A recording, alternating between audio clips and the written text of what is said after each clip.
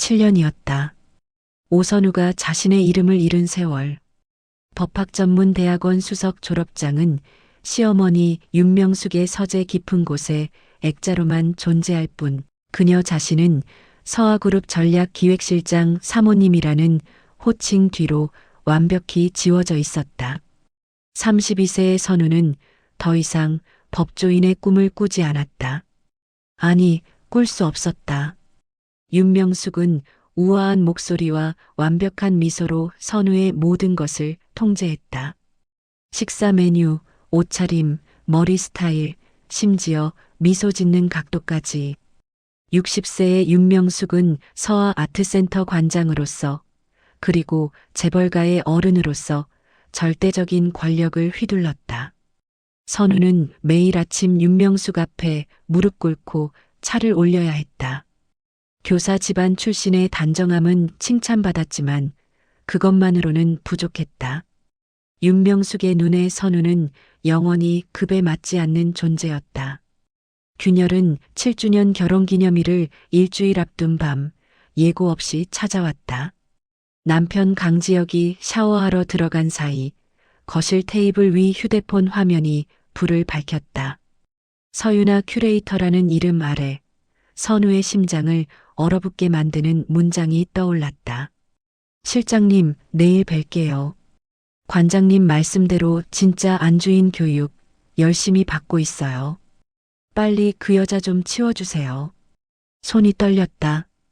7년간 완벽한 아내로 완벽한 며느리로 살아온 시간이 한순간에 무너지는 소리가 들렸다. 선우는 그날 밤을 뜬 눈으로 지새웠다. 새벽이 되어서야 겨우 잠든 그녀는 아침 햇살과 함께 찾아온 절망과 마주해야 했다. 아침 식사 후 선우는 지역을 서재로 불렀다. 떨리는 손으로 어젯밤의 문자를 보여주자 35세의 강지혁은 피식 웃으며 휴대폰을 낚아챘다. 내가 감히 내 폰을 봐? 물러서지 않는 선우의 태도에 지혁의 손이 거칠게 날아왔다. 뺨에 퍼지는 자결하는 통증. 선우는 바닥에 쓰러졌다. 주제 파악해. 내가 누군 덕에 이 집에 사는데. 폭력은 처음이 아니었다. 하지만 이번엔 달랐다. 선우는 쓰러진 채로 생각했다. 시어머니에게 가야 한다고. 7년간 그녀를 통제했지만 적어도 이런 일은 막아줄 거라 믿었다. 윤명숙은 아트센터 갤러리에서 태연히 차를 마시고 있었다. 선우가 부어오른 뺨을 감싸고 들어서자 윤명숙은 눈 하나 깜짝하지 않았다. 선우가 말을 꺼내려 하자 윤명숙이 찻잔을 내려놓으며 말을 잘랐다. 시끄럽구나. 서유나 큐레이터 말이다.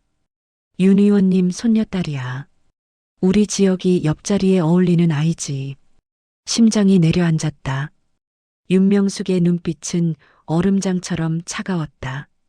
선우야, 넌 처음부터 자리 채우기였어. 지역이 과거가 시끄러워서 내 단정함이 필요했을 뿐이야. 이쯤 했으면 내 역할은 끝났단다. 옆에서 신우이 강지수가 노골적으로 비웃었다. 33세의 지수는 선우를 처음부터 경멸했다. 새언니, 아직도 몰랐어? 오빠가 근본도 없는 여자 데려와서 우리가 얼마나 고생했는데. 선우는 비틀거리며 갤러리를 나왔다. 7년간 쌓아온 모든 것이 허상이었다. 사랑도 가족도 자리도 모든 것이 거짓이었다. 그날 밤 선우는 7년간 닫혀있던 자신의 서재 금고를 열었다. 먼지가 쌓인 그곳에는 잊고 살았던 과거가 고스란히 남아있었다. 7년 전 윤명숙이 처리하라며 맡겼던 강지혁의 폭행 사건 합의서, 그리고 선우 자신이 법률 지식으로 정리했던 서아 아트센터의 불투명한 거래 내역 USB. 선우는 USB를 손에 쥐었다. 눈물은 이미 말라버렸다. 대신 심장이 7년 만에 처음으로 또렷하게 뛰기 시작했다. 차갑게, 냉정하게, 계산적으로. 법대 수석 오선우가 깨어나고 있었다. 복수는 감정이 아닌 계산이어야 했다. 선우는 금고에서 꺼낸 USB를 노트북에 연결했다. 7년 전 법대생의 눈으로도 이상하다고 느꼈던 미술품 거래네요. 당시 윤명숙은 아트센터 회계 정리 좀 도와줄래? 내 법률 지식이 필요해라며 자료를 건넸고 선우는 순진하게도 시어머니를 돕는다는 생각으로 모든 것을 정리했었다. 하지만 지금 다시 보니 그것은 완벽한 비자금 세탁 장부였다. 윤명숙은 서아 아트센터를 이용해 차명으로 작품을 사고 팔며 수백억 원대의 비자금을 조성했다. 그 자금은 강지역의 경영권 승계 자금으로 정계 인사들에게 흘러가는 로비 자금으로 사용되고 있었다. 서윤아는 단순한 불륜 상대가 아니었다. 그녀는 이 회계 처리를 도운 공범이었다. 선우는 강지역의 10년 전 폭행 사건 합의서를 펼쳤다. 당시 클럽에서 한 남성을 무자비하게 폭행해 중상을 입혔던 사건. 피해자 가족에게 건넨 합의금 5억 원의 출처가 명확히 기재되어 있었다. 서아 아트센터 특별회계, 즉 비자금이었다. 모든 범죄가 하나의 고리로 연결되어 있었다. 선우는 밤새 자료를 분석하고 정리했다. 특정경제범죄가중처벌법, 조세포탈, 횡령, 배임. 윤명숙과 강지혁, 서윤아 모두를 한 번에 무너뜨릴 수 있는 완벽한 증거였다. 7년 전 자신이 정리한 그 자료가 이제 가장 강력한 무기가 되어 돌아왔다. 하지만 윤명숙의 압박은 더욱 노골적으로 변했다. 선우가 금고를 열던 그날 이후 뭔가 눈치챈 듯 윤명숙은 선우를 완전히 고립시키기 시작했다. 아침에 일어나자 선우의 모든 신용카드가 정지되어 있었다. 카드사에 전화하자 차갑게 대답이 돌아왔다.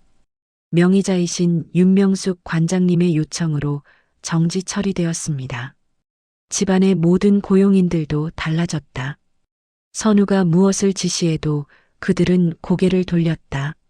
사모님, 죄송합니다만 관장님께서 손님 응대 외에는 아무 지시도 따르지 말라고 하셨습니다. 선우는 자신의 집에서 유령이 되었다. 식탁에 앉아도 아무도 그녀에게 말을 걸지 않았다. 강지혁은 노골적으로 서윤아와 통화하며 선우를 무시했다. 강지수는 지나가며 일부러 선우의 어깨를 부딪혔다.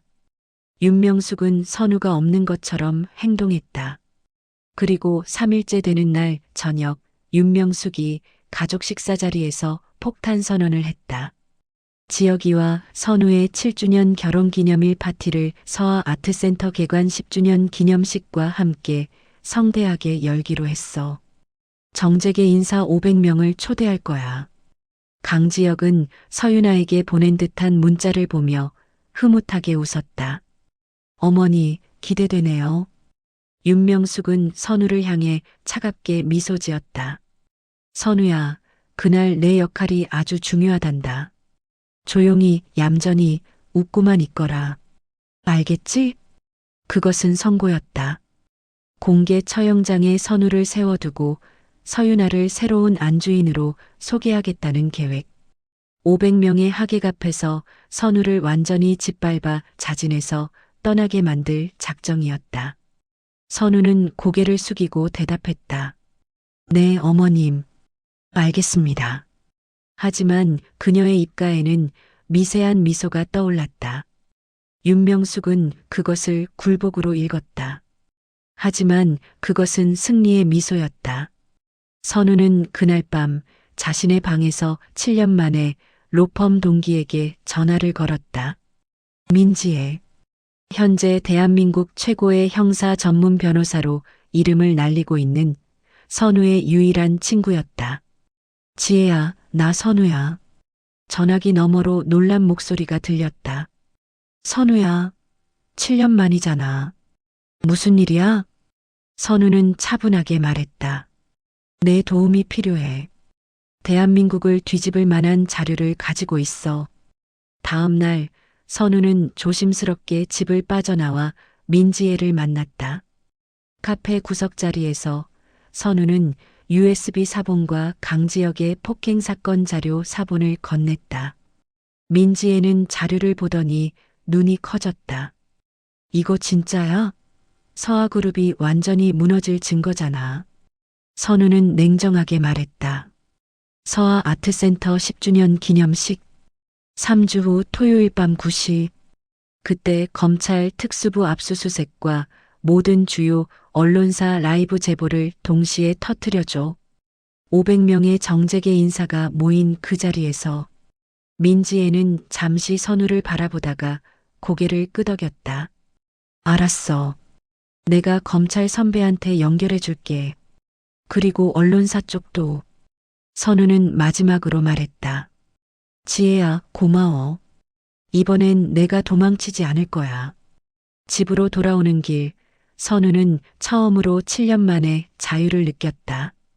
윤명숙이 준비한 처형대는 이제 심판의 무대가 될 것이었다. 디데이, 서아 아트센터는 대한민국 정재계를 움직이는 거물들의 화려함으로 빛나고 있었다. 500명의 하객, 재벌 총수들, 국회의원들, 고위 관료들, 유명 인사들이 샴페인을 들고 사교를 나눴다. 10년간 서아 아트센터가 쌓아온 위세를 과시하는 자리였다. 파티 시작 2시간 전 윤명숙이 선우의 방문을 열고 들어왔다. 손에는 드레스백이 들려 있었다. 선우가 가먼트백을 열자 칙칙한 베이지색 드레스가 나왔다. 색이 바래 보이는 주목받지 못할 색상이었다. 넌 오늘 배경이 되어야지. 튀지 말고. 윤명숙의 목소리는 차갑고 명확했다. 선우는 고개를 숙이고 드레스를 받았다. 윤명숙은 만족스러운 미소를 지으며 방을 나갔다. 1시간 후 파티장 입구에 서윤아가 나타났다. 그녀는 신부를 연상시키는 순백의 드레스를 입고 있었다. 오프숄더 디자인, 허리를 강조하는 실루엣, 우아하게 흘러내리는 트레인. 강지혁이 그녀의 팔짱을 끼고 입장하자 모든 스포트라이트가 두 사람에게 쏟아졌다. 저 여자가 누구야? 윤 의원 손녀딸이래. 실장님 새 부인인가 봐. 그럼 원래 부인은? 선우는 파티장 구석, 어두운 기둥 옆에 서 있었다. 베이지색 드레스를 입은 그녀는 말 그대로 배경이었다. 아무도 그녀를 보지 않았다. 아니, 보고도 모른 척했다. 7년간 서아가의 며느리로 알려진 여자가 구석에 서 있다는 사실이 모두에게 명확한 메시지를 전달했다. 저 여자는 끝났다. 파티가 절정에 이르렀을 때 무대 위로 윤명숙이 올라갔다. 화려한 보라색 드레스를 입은 그녀는 여전히 우아하고 강렬했다. 마이크를 잡은 윤명숙의 목소리가 홀 전체에 울려 퍼졌다. 귀한 시간을 내주신 모든 분들께 감사드립니다. 오늘 이 자리는 서아 아트센터의 빛나는 10년을 축하하는 동시에 새로운 10년을 위한 시작입니다. 박수가 터져 나왔다. 윤명숙은 미소를 지으며 계속했다. 그리고 오늘 특별히 소개하고 싶은 분이 있습니다. 우리 서아의 미래를 지혁이의 곁에서 함께할 새로운 얼굴입니다. 스포트라이트가 서윤아를 비췄다. 강지혁은 그녀의 손을 잡고 무대 위로 올라갔다. 그리고 500명의 하객이 보는 앞에서 서윤아에게 입을 맞췄다. 파티장이 술렁였다. 선우를 향한 동정 어린 시선들과 호기심 가득한 수군거림들이 파도처럼 밀려왔다. 선우는 고개를 숙인 채 굴욕의 대상으로 전락했다. 바로 그때였다. 선우가 파티장 뒤편 조명 조종실을 향해 작게 고개를 끄덕였다. 그곳에는 민지애가 기술 스태프로 위장해 대기하고 있었다. 선우가 천천히 무대 쪽으로 걸어가며 마이크에 대고 말했다. 어머님 말씀대로 가면을 벗을 시간이네요. 윤명숙의 연설이 끊겼다. 모든 시선이 선우에게 쏠렸다. 그 순간 파티장의 거대한 스크린들이 깜빡이며 화면이 바뀌었다. 첫 번째 화면. 서아 아트센터 비자금 세탁 내역. 수백억 원대의 차명 거래 내역, 허위로 부풀린 미술품 가격, 그 돈이 강지혁의 비밀 계좌로 흘러간 거래 기록. 서윤아의 서명이 선명한 회계 장부까지. 투자자들의 얼굴이 하얗게 질렸다. 이 사진들이 자리에서 일어났다. 이게 대체 무슨... 윤명숙이 소리쳤다. 당장 꺼. 누가 저걸 틀어. 하지만 화면은 멈추지 않았다. 두 번째 화면. 10년 전 클럽 CCTV 영상. 강지혁이 한 남자를 무자비하게 폭행하는 장면. 피투성이가 된 피해자. 그리고 병원 복도에서 윤명숙이 피해자 부모에게 돈 봉투를 던지며 협박하는 음성 녹음이 흘러나왔다. 당신 아들 목숨값 이걸로 퉁치지. 입 열면 당신 가족 다 죽는 줄 알아. 파티장은 순식간에 아수라장이 되었다. 기자들이 카메라를 들이댔고 하객들은 비명을 지르며 출구로 몰려갔다. 강지혁은 무대 위에서 얼굴이 새하얗게 질려 있었고 서윤아는 그 자리에 주저앉았다. 바로 그때 파티장 정문이 요란한 소리와 함께 열렸다. 검찰 특수부 요원들이 방탄조끼를 입고 들이닥쳤다. 윤명숙 씨, 특정경제범죄가중처벌법상 횡령 및 범죄 수익 은닉 혐의로 긴급 체포합니다. 강지혁 씨, 서윤아 씨도 공범 혐의로 체포합니다. 수갑이 채워지는 순간 윤명숙이 선우를 노려봤다. 7년간 통제해왔던 며느리가 이제는 자신을 무너뜨린 심판자로 서 있었다. 선우가 수갑찬 윤명숙에게 다가가 조용히 속삭였다. 어머님, 제가 자리 채우기라고 하셨죠? 맞아요. 어머님이 이 자리에 오실 때까지 제가 7년 동안 증거를 채우고 있었네요. 윤명숙의 얼굴이 일그러졌다. 500명의 하객이 지켜보는 가운데 서아가의 권력은 완전히 무너졌다. 에필로그. 6개월 후 서울중앙지방법원은 윤명숙에게 징역 12년, 강지혁에게 징역 8년을 선고했다. 서윤아는 징역 5년. 서아그룹은 해체 수순을 밟았고 모든 비자금은 국고로 환수됐다. 선우는 이혼 소송에서 승소했다. 위자료로 받은 서아 아트센터는 선우법률문화재단으로 새롭게 탄생했다. 7년 만에 변호사 배지를 다시 단 선우는 재단의 대표 변호사로서 가정폭력과 경제적 억압에 시달리는 여성들을 위한 무료 법률 지원을 시작했다. 재단 개소식 날 민지혜가 물었다. 후회 안 해? 7년을 잃었잖아. 선우는 창밖을 바라보며 미소 지었다. 아니, 7년간 배웠어. 법은 책에만 있는 게 아니라 싸워서 쟁취하는 거라는 걸.